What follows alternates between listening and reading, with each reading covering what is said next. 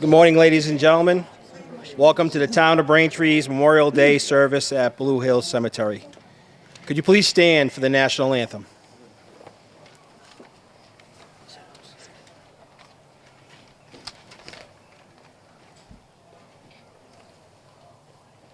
Pledge of Allegiance? No. Oh, national anthem, okay.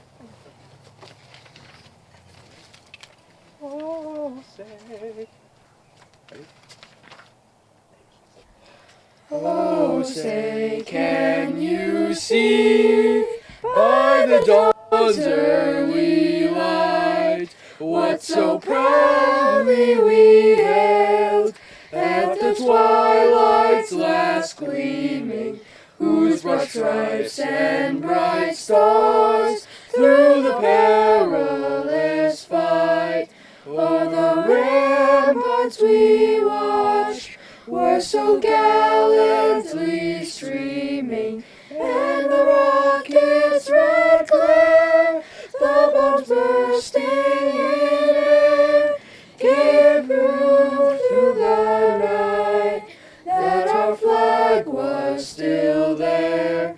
Oh, say does that star-spangled banner yet wave o'er the land of the free and the home of the brave.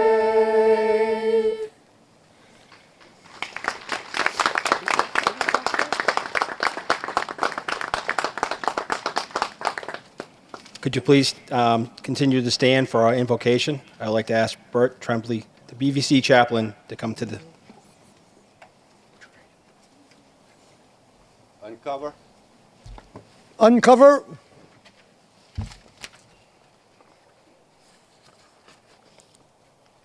Almighty God, our Heavenly Father, we ask that your blessing be bestowed on our friends and loved ones. We thank you for this opportunity to share with them this special occasion to honor our veterans on this Memorial Day. Let us always honor the memory of those brave soldiers who gave the supreme sacrifice so we may experience freedom in our country that is free. Amen. Cover.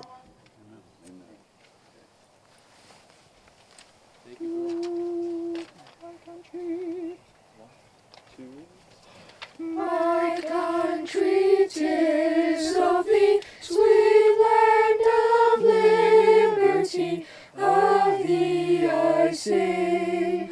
Land where my fathers died, land of the pilgrim's bride, from every mountainside, let freedom ring. My native country, thee, land of the noble free, thy name I love. I love thy rocks and rills, thy woods and templed hills, my heart with rapture thrills like that above.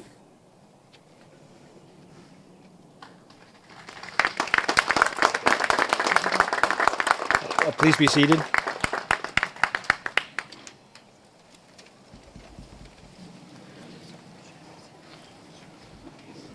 I would like to thank you for joining us today to honor our fallen.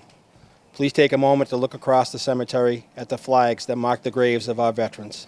They are our heroes who answered the call when their country needed them. Their sacrifices made it possible for us to live in this great nation. I would also like to take a moment to thank the Recreation Department, the DPW, and the Facilities Department for helping us prepare for today's ceremony. A special thanks to my coworker Mary Ficacello, who has been a great help to me in everyday duties, as well as caring for our Braintree veterans. I would like to thank Jerry Ridge and his staff for preparing this Blue Hill Cemetery for our celebration every year, and particularly the Garden of Honor.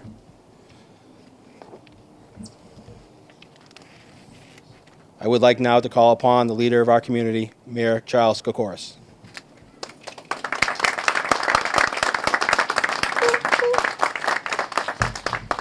Thank you, Vinny, and Welcome.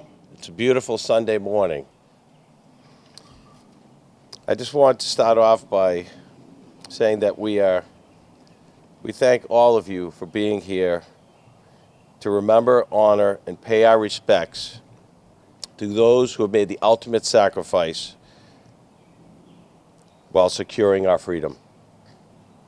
I want to thank our Veterans Agent and Mary Ficacello for organizing this beautiful remembrance, and thank all of the volunteers, the many, many, many volunteers who placed the flags on our beloved veterans' graves. I would like to mention some of our distinguished guests we have here. And first, would like to say to all of our veterans and their families, thank you for your service and sacrifice.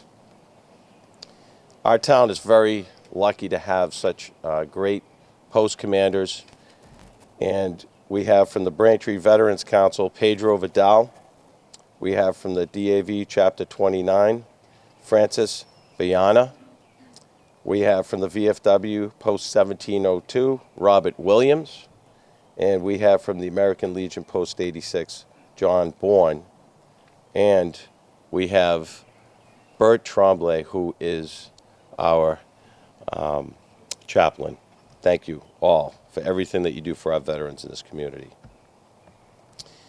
I would like to recognize some of the elected officials that we have here with us today. Congressman Stephen Lynch, Senator John Keenan, Senator Walter Timilty, Representative Mark Cusack, Council President Meredith Barrica, Councilor Charles Ryan, Councilor Joe Reynolds, Councilor Stephen O'Brien, and any members of the school committee that might be here, as well as I saw Jim Regan from the Braintree Electric Light Board. Thank you all for being here today. The town of Braintree is thankful and will never forget the bravery and sacrifice of those who have served our country. As seen on the back of today's program, we recognize United States veteran Francis A. DeFrancesco Sr. Francis served during World War II as well as during the Korean War and was a lifelong resident of the town of Braintree. It is important that we take this Memorial Day weekend to pause and honor the men and women who have made the ultimate sacrifice for our nation. Today we come together with their families to mourn their loss.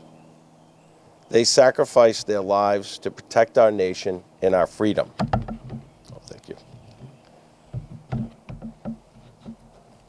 Is that better? Okay.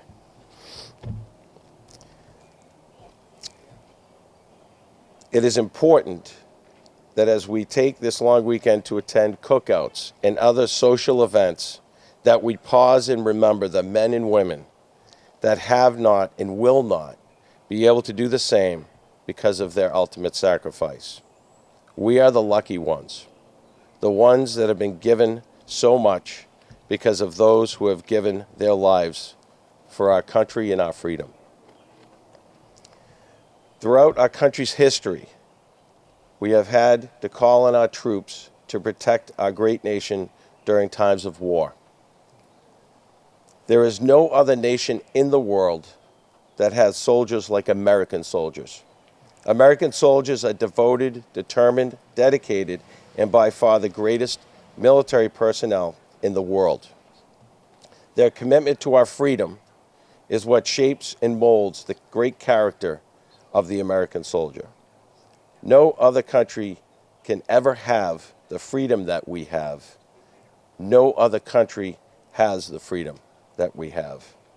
This is true because the American soldier is always willing to shield our freedom with their own lives. In Braintree and throughout the nation, we pledge to never forget our American soldiers, no matter when or where an American soldier is killed while serving and protecting our nation. They will never be forgotten. Braintree will never forget their sacrifice. In Braintree, we cherish their memory today and every day and are committed to supporting their families forever. Freedom is not free.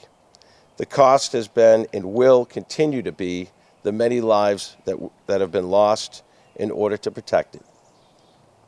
On this day, and every Memorial Day, we will remain united in our gratitude for those who laid down their lives for the United States of America.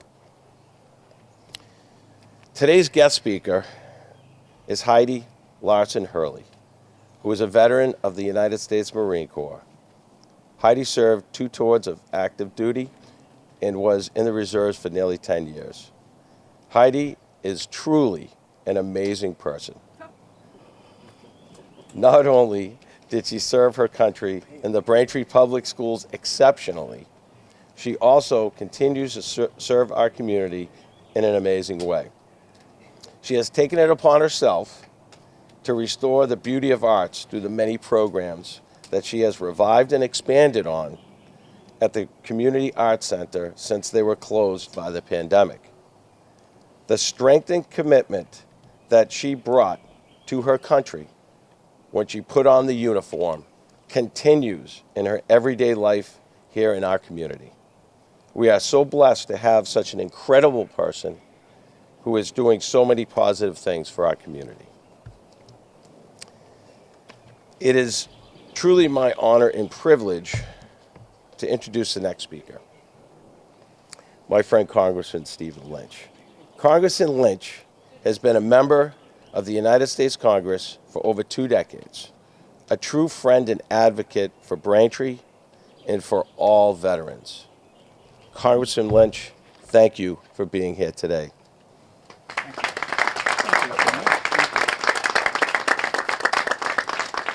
Good morning, everyone. Can you hear me? Oh, good. What a day, what a day. Let me join Mayor Kokoros in thanking Jerry Ridge. You know, I have the wonderful pleasure of representing 3 cities and 21 towns in the United States Congress, almost 800,000 people.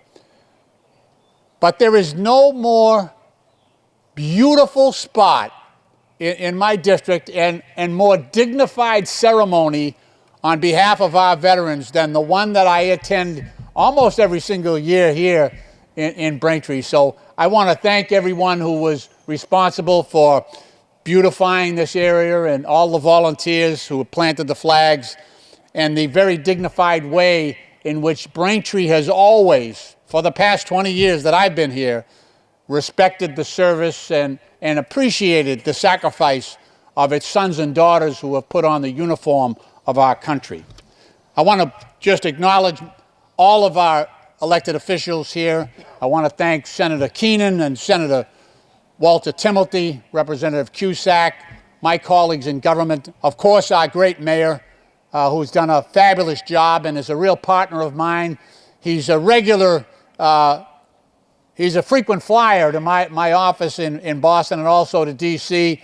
and I to his office in working as partners on behalf of the town of Braintree. So it's an honor for me each and every day to represent the people of Braintree in the United States Congress. You know, since 1868, we've had this custom, used to be called Decoration Day, but then it was called Memorial Day, where we respect and pay tribute to the tremendous sacrifice that previous generations have made on behalf of our freedom.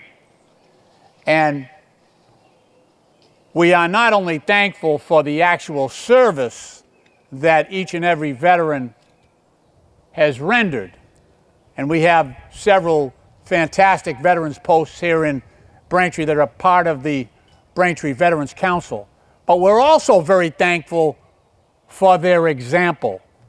And let me explain. So a couple of weeks ago, I had the opportunity to lead I chair this Committee on National Security in the House of Representatives. So I put together a group of Democratic and Republican members, 3 Republicans, 3 Democrats, how we should be doing things. And we went over to Ukraine to observe the weapons delivery program that we have with the Ukrainians, and also the humanitarian relief program that we have there, offering food and assistance, health care to Ukrainian refugees. So we went into Poland and Romania and Moldova, right along the border there. And I have to admit, it was sort of painful in a way to see all those families fleeing. When we were in Poland, we probably saw 20 trains come in, you know, a couple of thousand people on every train. And it was painful to see parents bringing their kids out to safety, dropping them off in Poland, either with the Polish Red Cross or with individual families or non-governmental organizations, and then going back into fight. So you saw the separation of families right there in front of you. That's something unnatural about that I think the families of Braintree would certainly understand. But it was also uplifting in a way to see the way the families of Poland, the families of Romania, and the families of Moldova welcomed in those families, those refugees. Most of them are kids. There are no refugee camps in that region. Every single one of those refugees was being taken into a private home. I know my house, you know, if I had to take in another family, it would be a burden. It would be a hardship. And yet, I think there's a shared sense of purpose and of history there in that part of the region. When you think about it, during the Second World War, early on, Poland was attacked by Nazi Germany and Russia, Stalin's Russia, at the same time. They divided that nation up. And I got the sense that when I was in Poland, the reason those people were so readily welcoming the Ukrainian refugees into their homes was they understood that that could be them. And they had that shared history. Remember, in the Second World War, the Nazis were taking Polish citizens and sending them to Auschwitz, which is just outside of Krakow in Poland. And they killed millions of Jewish and handicapped and other minorities. While on the Russian side of Poland, Stalin was sending those Polish refugees to Siberian labor camps up in Siberia. So they had that sense of the fragility of their own freedom.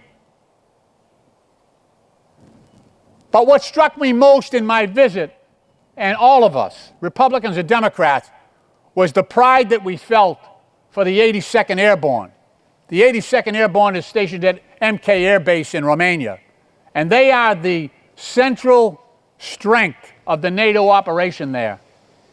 We got to meet with a number of Ukrainian parliamentarians who, my colleagues, basically they do what I do for Ukraine.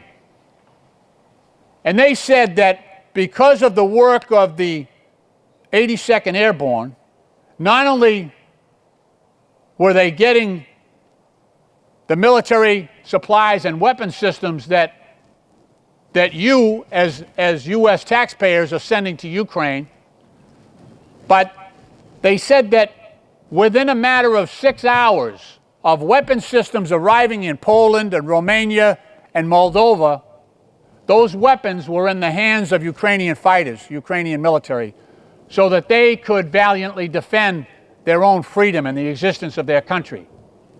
And I heard nothing but thanks and appreciation to the people of the United States for standing with the freedom-loving people of Ukraine and the border countries that also feel threatened by the unlawful and brutal attack of Russian forces, primarily focused against the civilian population in Ukraine. The town of Braintree has had a wonderful tradition of sending their young people into military service. And as a member of Congress over the last 20 years, I've had the honor of appointing many young people from Braintree to our highest military academies. And I think, in fairness, just to give you a glimpse of this, I didn't take all the names, I'd be here all day. but the most recent attendees of our military academies from Braintree, I just want to acknowledge them, because when I talk about the power of example, the power of example of today's veterans and those who are solemnly memorialized here lives on. When I talked to the kids from the 82nd Airborne a couple of weeks ago, I asked them, I said, what led you to serve? What caused you to serve? What caused you to put on that uniform? And without exception, they said either, well, my grandfather was actually a Vietnam veteran, fought in Vietnam, or my great-grandfather fought in Korea or the Second World War, or my grandmother served in Vietnam, or in some cases, my older siblings fought in Iraq and Afghanistan. The power of that example of our veteran service is what continues to inspire the 82nd Airborne and our active military here today in this country and overseas. And we are enormously thankful for that. And another example of that inspiration is evident in the current Academy class attendees from Braintree. I want to recognize Genevieve Tang. I appointed her to the U.S. Military Academy at West Point. She won't graduate, she's new, so she's a class of 2023. Her parents are Ming and Cece Tang, 2 Bellevue Avenue in Braintree, Massachusetts, also a Braintree High School kid. Class of 2020, Jacqueline Ramos, United States Naval Academy. I appointed her several years ago. Her parents are Jacqueline and Juan at 37 Faulkner Place, also a Braintree High School kid. It is a very competitive process to get into any of these military academies. This is the best that the country has to offer. Michael Deke Murphy, United States Naval Academy, 38 Georgiana Street, Braintree. Parents are Patricia and Michael, Boston College High School. Tom O'Connell, United States Military Academy at West Point, 118 Park Street. Parents are Kathleen and John, Braintree High School. Kate McVarish, one of our best, United States Naval Academy, 57 Central Ave. Parents are Kathleen and James. She attended Thayer Academy here in Braintree. Chris O'Brien, United States Naval Academy, 46 Howard Street. His parents are Lawrence and Lois. Braintree High School kid. And one of my first was Tim Egan, United States Military Academy at West Point, 120 Barstow Drive in Braintree. Parents are Susan and Jim, another Braintree High School kid. You should be enormously proud of these young men and women that they responded to their country's call, that they followed the traditions and the inspiration of today's veterans and those who will come before us. These are the very best that America has to offer, and you should be enormously proud that so many of them came from Braintree High School. That is a tribute to you and your investment in education and of the teachers and staff at Braintree High School, because this is an extremely competitive process. And to have so many of your sons and daughters recognized, it should be, and I know it is, a point of pride on behalf of the town of Braintree. So,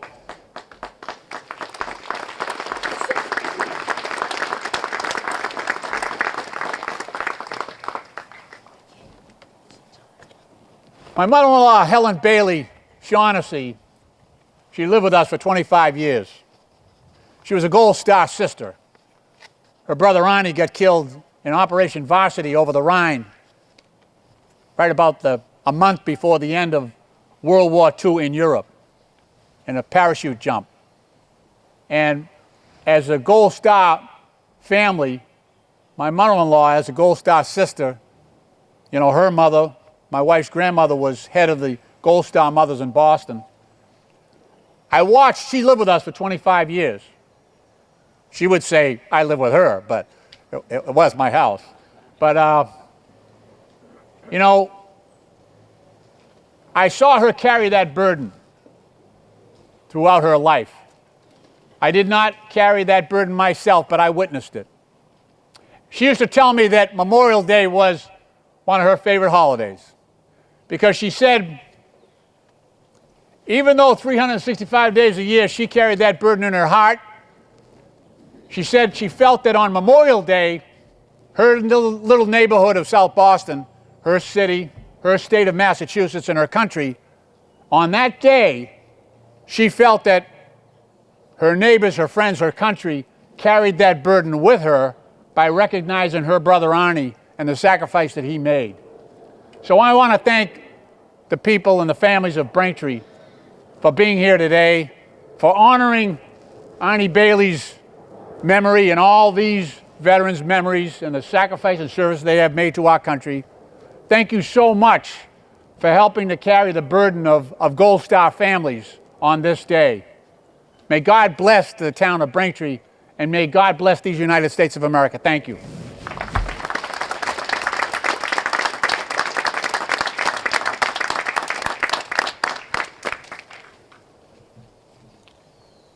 At this time, I would like to ask Senator Keenan to say a few words.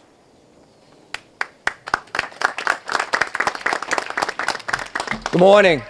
It's great to be here today and truly an honor to join with my colleagues in government and all the folks that are here, those that have served, and the families of those who lost loved ones during the many conflicts and wars in our nation's history. As I stand here today, I stand here after having driven here, kind of deep in thought about what today really means. And when you look at what's going on in this nation today, there are so many challenges. We see red states and blue states, black and white, Second Amendment, First Amendment, gun control, gun rights, social media, who gets to say what, when, and where. We have issues at our borders. We see war, as the Congressman talked about, over in Europe. And you wonder what the men and women who paid the ultimate sacrifice would think about what's going on today in America and what's going on today in the world. I'm not sure any of us really know, because they're not here to tell us. But we know what they think, or what they thought when they answered the call. They thought that despite all the trials and tribulations, all the challenges that were going on in America at the time they went to war, they thought it was worth it. And while they paid the ultimate sacrifice, I think if you asked them again today, despite everything going on, they would say it is worth it. America is worth fighting for. Here and abroad, America is worth standing tall, standing up. I remember as a young boy reading the book Johnny Tremaine, and in the book there's a character, fictionalized in the book, but a real-life character, James Otis, the leader of the revolution in Boston at our nation's founding. And it's reported that he was asked, is it all worth it? Is what you're doing worth it? And he said it was. And he was asked why. And he said, so it's that today a man and a woman can stand up. Stand up with pride and say that they live in a nation where liberty and freedom, justice, equality, and peace has always been the goal. And while sometimes we struggle to realize that and to achieve that, nonetheless, it is worth it. So if we're going to stand here today, spend our day with families and friends, with loved ones, let's do so with the idea that America is worth it. And that if we are going to truly honor the men and women who paid the ultimate sacrifice, we can do it by standing up, doing what's right, moving America forward, so that ultimately we realize America's promise, that we are a land of the free, that we are a land of the brave, that we are a land where equality and liberty, freedom and justice reign supreme. Let's honor them by committing ourselves this day to those ideals. Thank you.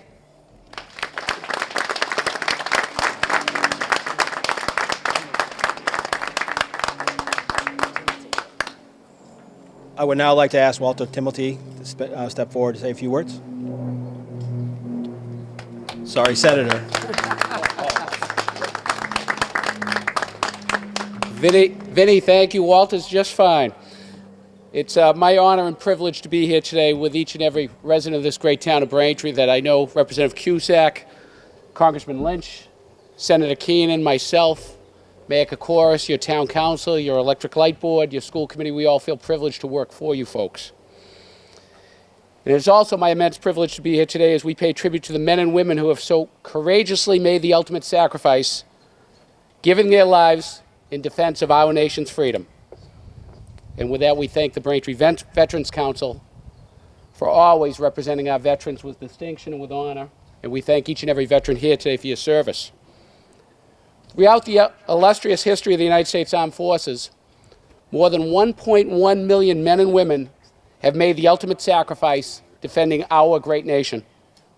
As such, these numbers truly humble us all, as they signify individuals who are brothers, husbands, mothers, sisters, cousins, and friends.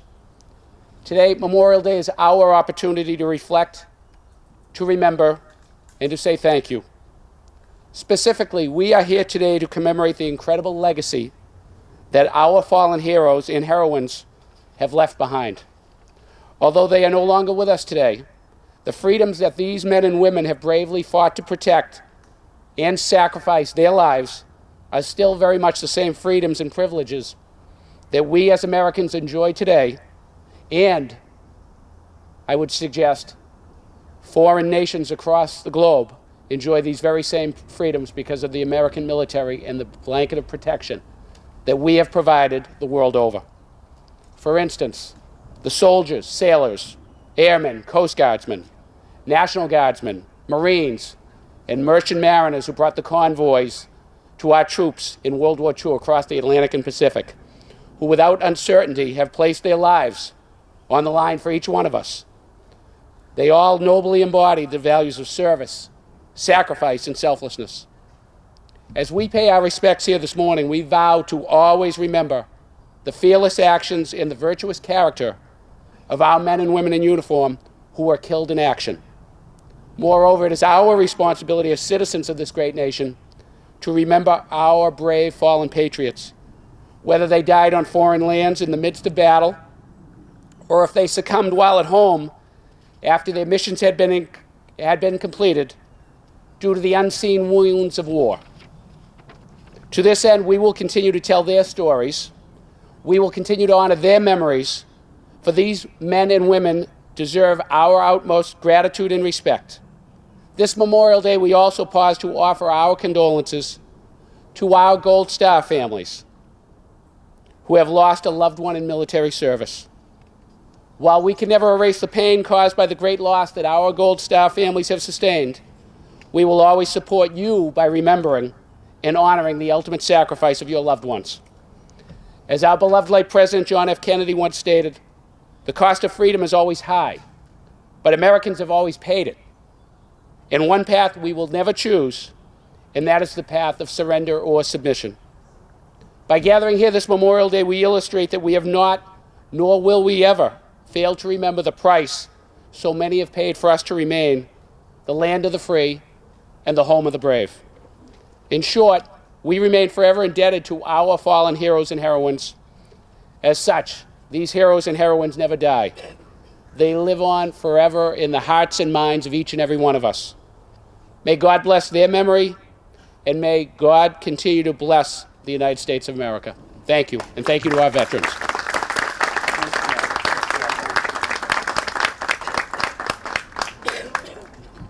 We will now have the reading of the proclamation from the Governor of our Commonwealth, Charles Baker. Please, by South Middle School student, East, Clara Welderman.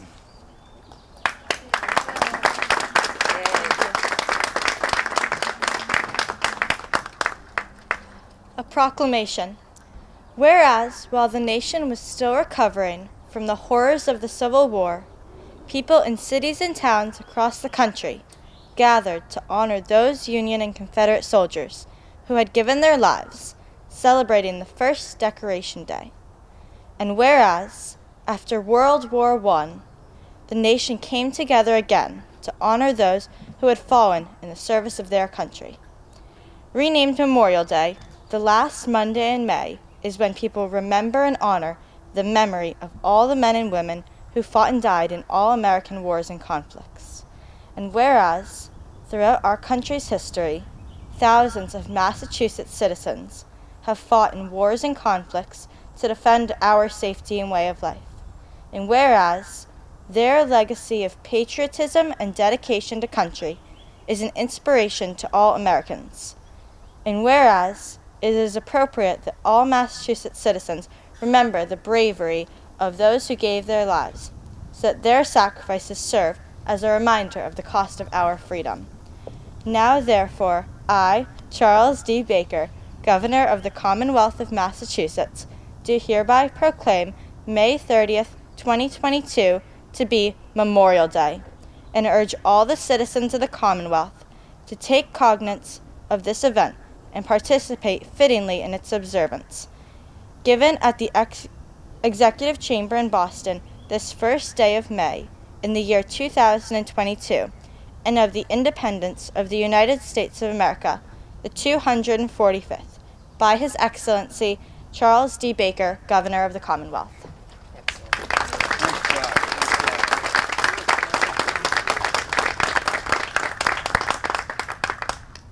I would now like to call upon past commander of the Braintree Veterans Council, past commander of the American Legion Post 86, Alfred Verasso, to deliver General Logan's General Order of May 5th, 1868.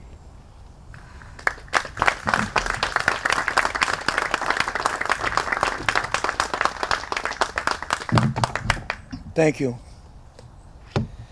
Headquarters, Grand Army of the Republic, General Order Number 11, Washington, D.C., May 5, 1868. The 30th day of May, 1868, is designated for the purpose of strewing with flowers or otherwise decorating the graves of comrades who died in defense of their country during the late rebellion and whose bodies now lie almost in every city, village, hamlet, churchyard in the land. In this observance, no form of ceremony is prescribed, but posts and comrades will in their own way arrange such fitting services and testimonials of respect as circumstances may permit. We are organized comrades, as our regulations tell us, for the purpose of, among other things, of preserving and strengthening those kind and fraternal feelings which have bound together the soldiers, sailors, Coast Guard, and Marines who united to suppress the late rebellion. What can add more to do assure the results that cherishing tenderly the memory of our historic dead? We made their breasts a barricade between our country and its foe. The soldiers live with their reveille of freedom to erase in chains, and their deaths, their tattoos of rebellious tyranny, arms. We should guard their graves with sacred vigilance. All that the concentrated wealth and taste of the nation can add to their adornment and security is but fitting to tribute to the memory of their slain defenders. Let no wanton foot tread rudely on such hallowed grounds.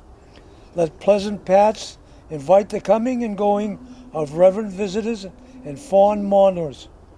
Let no vandalism of avarice or neglect, no ravage of time testify to present or to coming generation that we have forgotten as a people the cost of free and individual republic. If other eyes grow dull, other hands slack, other hearts cold in the solemn trust, ours shall keep it well as long as the light and warmth of life remain in us. Let us then, at time appointed, gather around their sacred remains, garland their passionless mounds above them with choicest flowers of springtime. Let us raise above them the dear old flag that saved from dishonor. Let us in the solemn presence renew our pledges to aid and assist those whom they have left among us a sacred charge upon a nation's gratitude, the soldiers and sailors, widows and orphans. It is the purpose of this Commander-in-Chief to inaugurate this observance with the hope that it will be kept from year to year. While survivor of the war remains to honor the memory of his departed comrades, he earnestly desires the public press to lend its freely aid and bring it to notice of comrades in all parts of the country in time of stimulus compliance therewith. Department commanders will use efforts to make orders effect. By order of John A. Logan, Commander-in-Chief, N.P. Chipman, Adjutant General, and official William T. Collins, AAG. Thank you.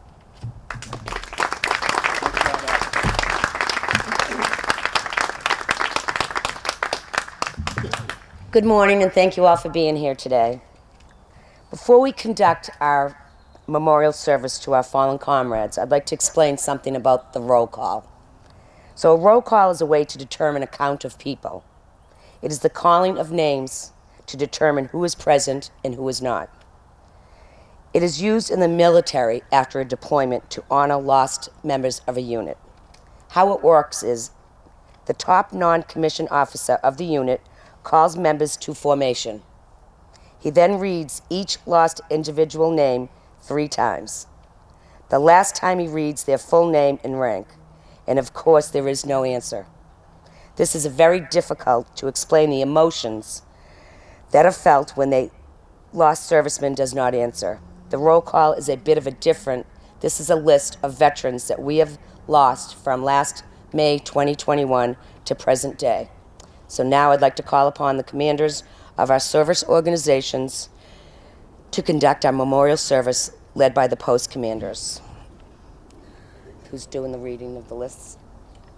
Right? Yep.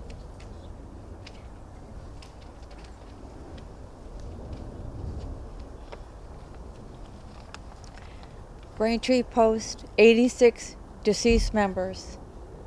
Joseph DiCenzo.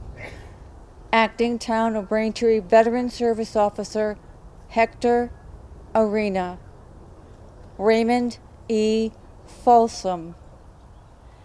Edward C. Fong. Hubert B. Gray. Thomas F. Groden. Thomas J. Kelly. Thomas A. Maloney. George Kurt Pollard. Post-life member Edward G. Radovich. Francis Senko. Michael A. Barrasso.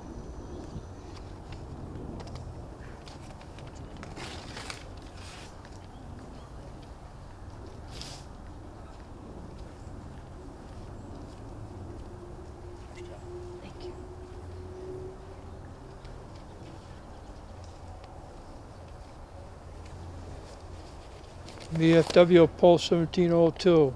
We only have one, Jack Caulfield. That's it.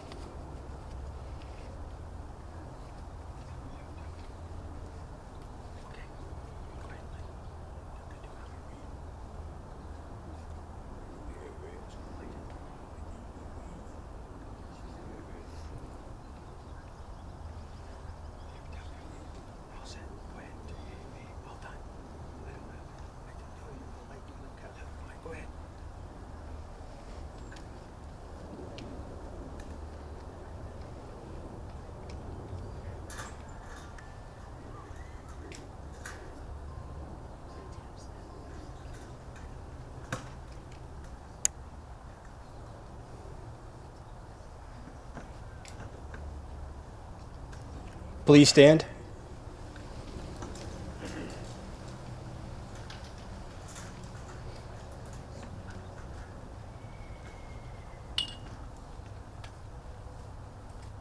Present arms.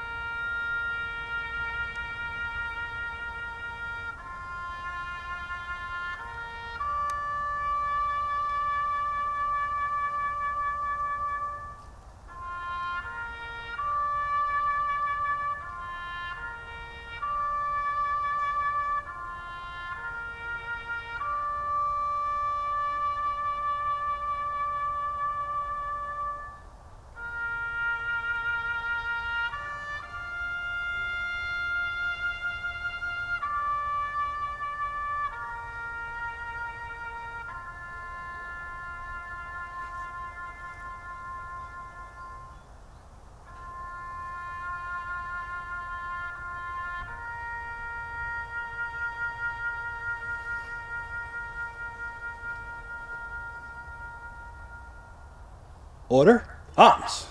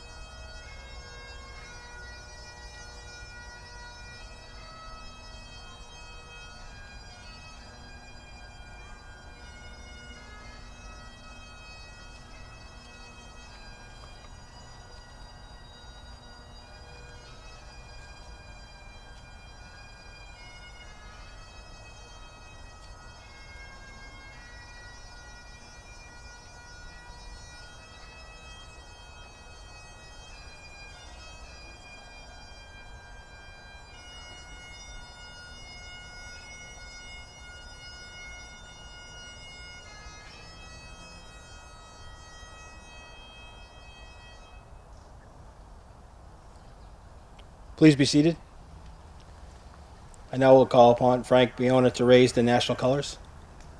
Commander of the DAV.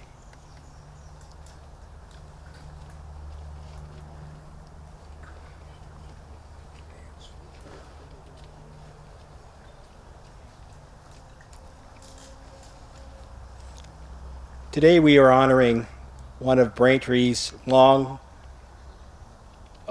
residents, Francis D. Francisco. Francis lived in Braintree his whole life, served both in World War II and Korea. And today we invite William D. Francisco, his son, to say a few words.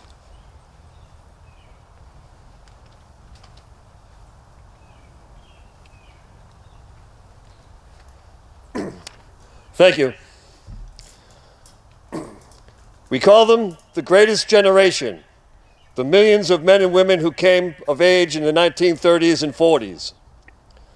Francis Anthony DeFrancesco was one of these individuals.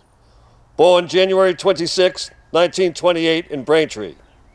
At the start of the war, he, like most of his generation, left school early for work and was employed as a welder at Bethlehem Steel at Quincy Shipyard.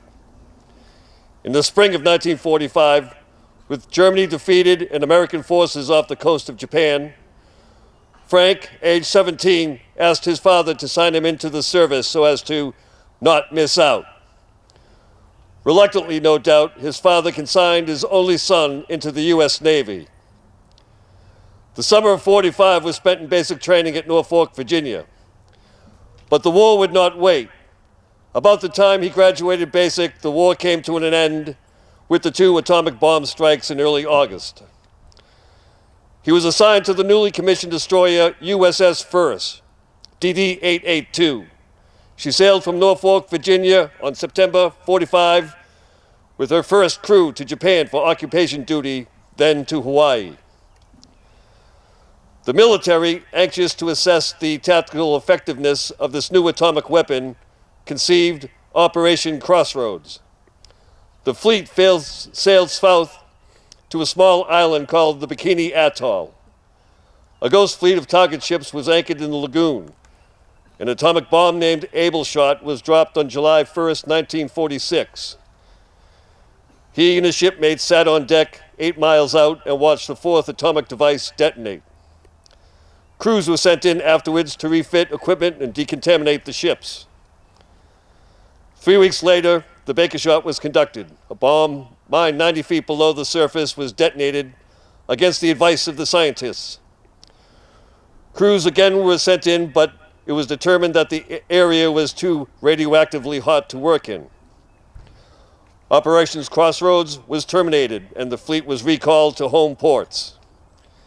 He was honorably discharged on August 11, 1946, with the caveat that he could be recalled to active service at any time within the next 6 years.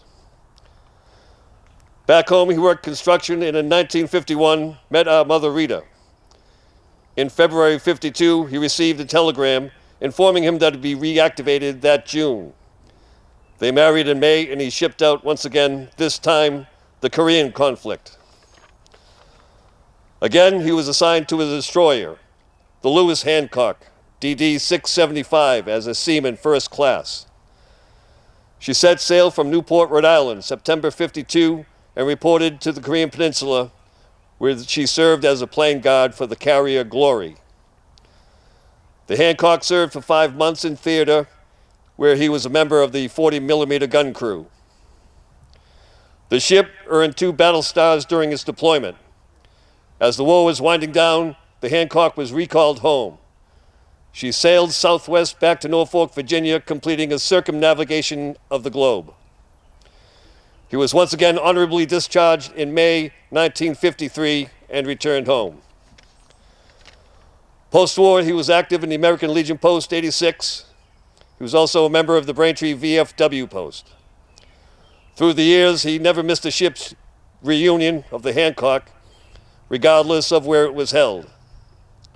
The early 90s found him in declining health. In the summer of 93, he was admitted to the VA hospital in Jamaica Plain with diabetes complications. His health continued to deteriorate and he passed on December 8, 1993, at the age of 65. A life too short, but one well lived. I sometimes wonder if, when we pass into the great beyond, we are allowed to revisit those times in our lives we loved best.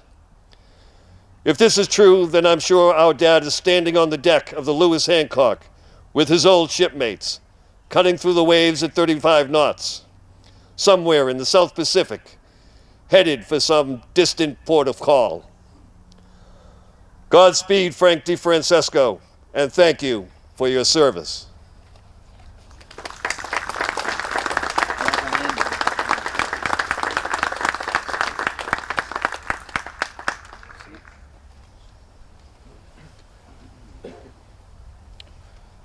I'd like now to introduce our keynote speaker, one of Braintree's own, Heidi Larson Hurley, United States Marine Corps. Yes.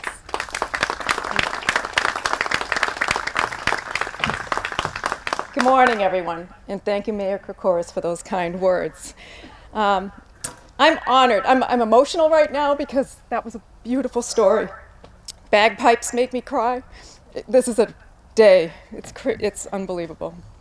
But I'm honored to speak to all of you here today. I'm blessed to be here, standing in this spot, a beautiful cemetery and honor garden, surrounded by trees, flowers, birds, American flags. Thank you. Thank you, Mary Ficacello and the DAV for asking me to speak and allowing me to find the right words. Thank you to all my family and friends for your support. Thank you to the town of Braintree for raising me as a patriot and lover of this nation.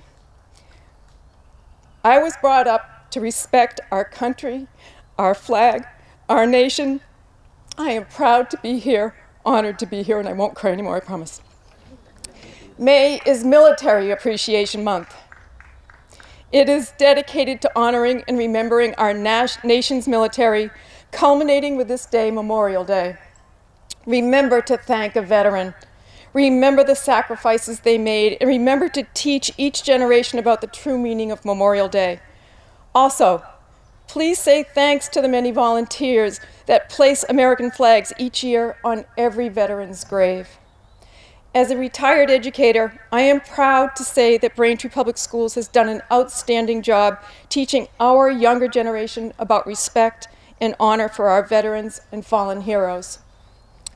There are a few examples just recently. Abby Young up at Braintree High School, she taught art and she did a veteran interview and art project. Gorman Lee, Dr. Gorman Lee, has a veteran speaker program that's been going on for many, many years. Matt Sawtell in the music department grace us with their beautiful voices. And just this week, South Middle School, after 2 years, had their Memorial Day ceremony out in the beautiful lawn. Thank you to all of them. I am proud to shout out to all that today is not a holiday. I keep hearing it on the radio, happy holiday, but a day of honor and dedication to those who paid the ultimate sacrifice. A day to remember those who took their last breath and gave their lives so that I can stand here and speak to all of you. I don't know these heroes, but they are a part of our nation, our comrades at arms, our neighbors, our brothers and sisters, our family. It doesn't matter about race, ethnicity, or gender. They were human beings with a heartbeat, like all of us here. My heart is heavy. My heart is beating. My heart is full. The reasons behind choosing military service differ from person to person. But as varied as the reasons are, there's a universal understanding. Service means sacrifice, even if that sacrifice is one's own life. I do solemnly swear that I will support and defend the Constitution of the United States against all enemies, foreign and domestic, that I will bear truth, faith, and allegiance to the same, and that I will obey the orders of the President of the United States and the orders of the officers appointed over me, according to the regulations and Uniform Code of Military Justice. So help me God. These words, I swear that I will support and defend the Constitution of the United States against all enemies, foreign and domestic. I will bear true faith and allegiance to the same. This oath is taken by all service members, an allegiance, an oath to defend the United States, protect us, our country, before their own selves. Today is a day where we as citizens, human beings, take a moment out of our busy lives to reflect, thank, and honor those who took the oath and in return gave us their heartbeat, the oath to protect us. These honorable men and women had their lives taken away for us. Their hearts stopped beating for us. They did what they did not for themselves, but for us. That's why we are here today, comfortable, looking at the beautiful flowers, trees, and listening to the birds and breathing. One of my earliest memories as a child growing up and learning about honor and patriotism was during a neighborhood parade. My dad and a neighbor both served during the Korean War era. My dad, the Army, and Ernie Darling, the Navy. They organized a Memorial Day parade on our block, with the kids riding decorated bikes and wagons carrying American flags. Ernie and my dad squeezed into their uniforms, and what I remember most before I even knew what it was, they both roadblocked the street so cars would not come by. They snapped to attention and stood at parade rest and back to attention. I must have been 5 years old. This is like 60 years ago, and it's still a memory. It's still in my head. I'm experiencing that. The parade was beautiful to a 6-year or 5-year-old. I was 5. And I was so proud of my dad and Mr. Darling in their uniforms. I remember being dressed in my Girl Scout uniform many times during Braintree Town Hall Memorial Day ceremonies as a flag bearer and feeling so proud. I remember marching in parades and taking marching lessons with a woman who barked out cadence. I loved it.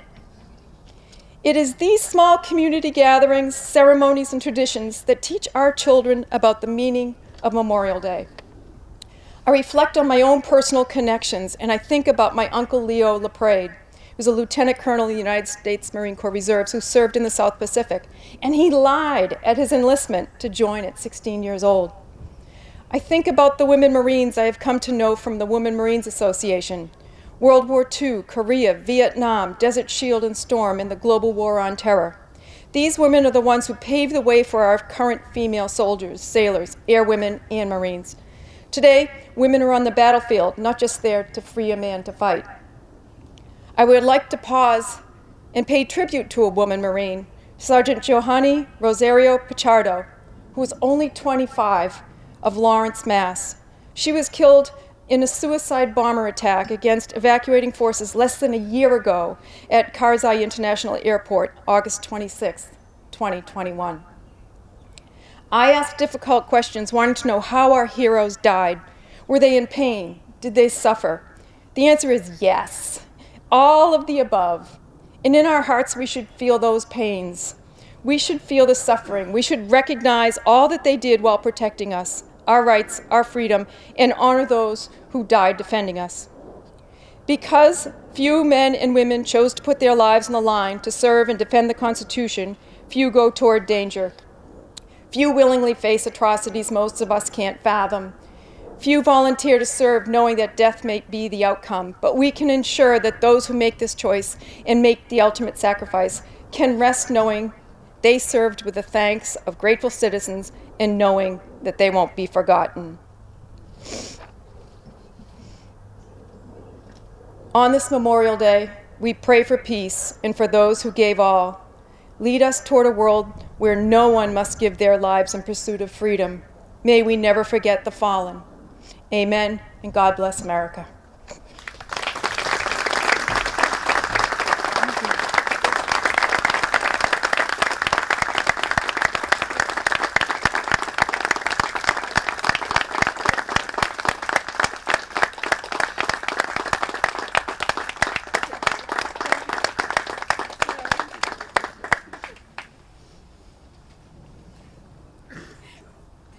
I will now once again call upon BVC Chaplain Bert Chumley to give the benediction. Please rise.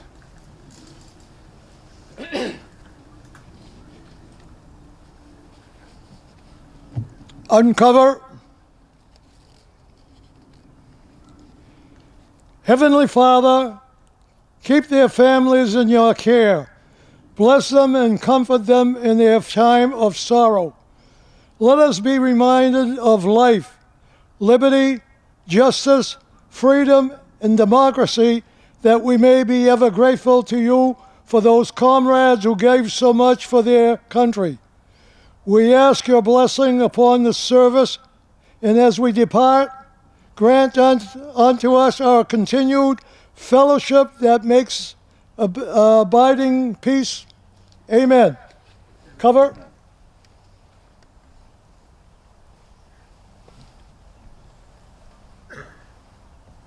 In conclusion, I would like to thank those who have assisted and partook in today's ceremony. Thank you to BCAN for broadcasting the event. Please join us for a collation at the DAV at 788 Liberty Street. We will end today with a song from the South Middle School. And I'd like to thank them for joining us. They did a wonderful job.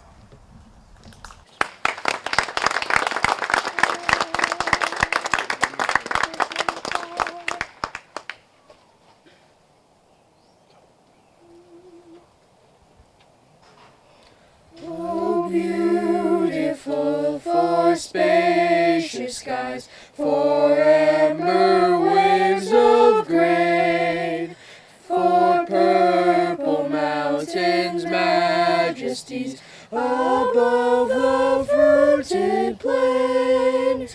America, America, God shed his grace on thee, and crown thy good with brotherhood from sea to shining sea.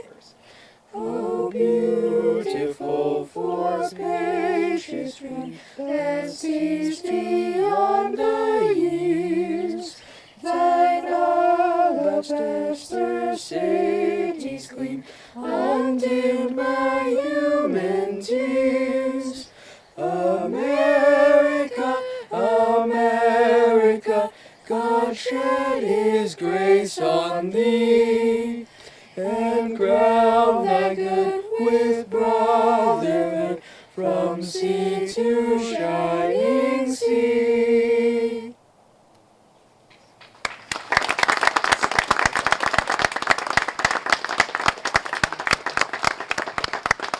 Thank you for coming.